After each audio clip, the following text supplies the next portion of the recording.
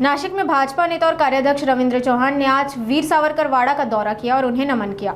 चौहान ने कहा है कि उन्होंने वाड़े का हर कोना देखा, दीवारों को छूने की कोशिश की और सावरकर के जीवन के संघर्ष को करीब से महसूस किया।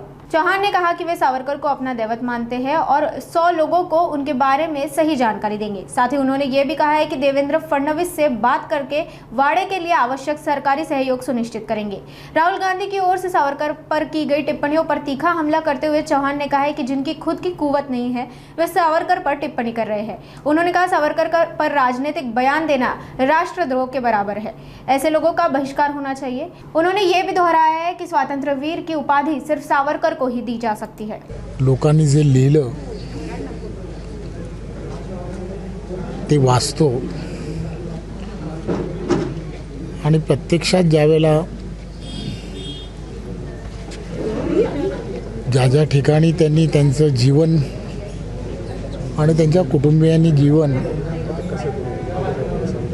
व्यथित केलं, ती ठिकाणं ज्यावेळेला तुम्ही आम्ही सर्वजण ज्यावेळेला पाहतो त्यावेळेला त्यांनी त्यांच्या जीवनामध्ये या स्वातंत्र्यासाठी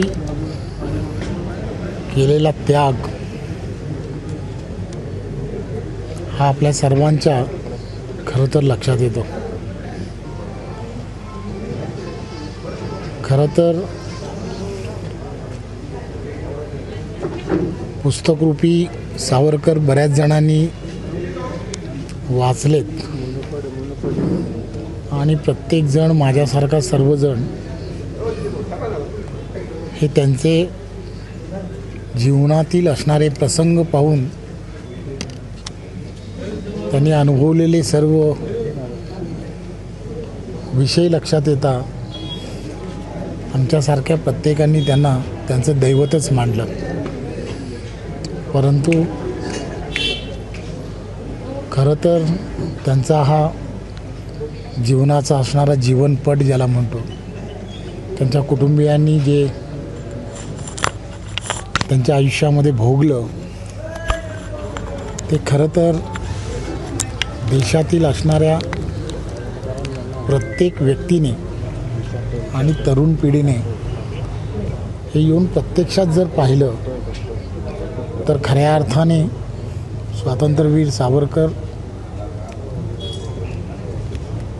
हे कळायला लोकांना सहज सोपं पडेल। त्यामुळे आज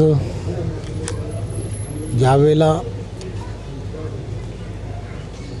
मी विचार करत होतो की मी पूर्वी कधी इथे आलो होतो, मला आठवतं की अत्रे सरांनी एकदा कॉलेज जीवनामध्ये असताना नाशिकला त्र्यंबकेश्वरला पिकनिक होती, त्यावेळेला आम्ही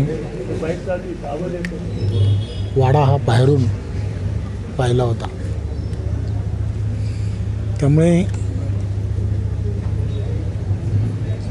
त्यानंतर आयुष्याची अनेक पानं ही उलटत गेली, अनेक गोष्टी कळत गेल्या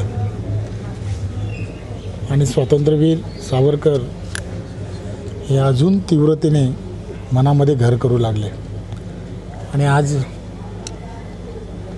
ज्यावेळेला आत प्रवेश करून प्रत्येक कानाकोपरा ज्यावेळेला पाहिला त्यावेळेला त्या भावना अजूनही उजळ होऊ लागल्या। त्यामुळे खरं तर माझ्यासारखा प्रत्येक भारतीय तो त्यांच्यासाठी काय करू शकतो असं जेव्हा कोणीतरी मला विचारेल तेव्हा मी एवढाच विचार करेन की स्वातंत्र्यवीर सावरकर हे माझ्या आयुष्यात मी असं ठरवेन की मी निदान 100 जणांना स्वातंत्र्यवीर सावरकर समजून सांगावे आणि माझ्यासारख्या अनेकांनी ते समजून सांगण्याचा प्रयत्न करावा। यातच स्वातंत्र्यवीर सावरकरांना खऱ्या अर्थाने त्यांनी केलेले जे कार्य आहे त्या कार्याला खऱ्या अर्थाने आम्ही सर्व जे आज स्वातंत्र्यात आपल्या कुटुंबांबरोबर चांगलं जीवन व्यतीत करतो त्यांना खऱ्या अर्थाने त्यांची आठवण आम्ही सर्वांनी केली असं मला वाटतं.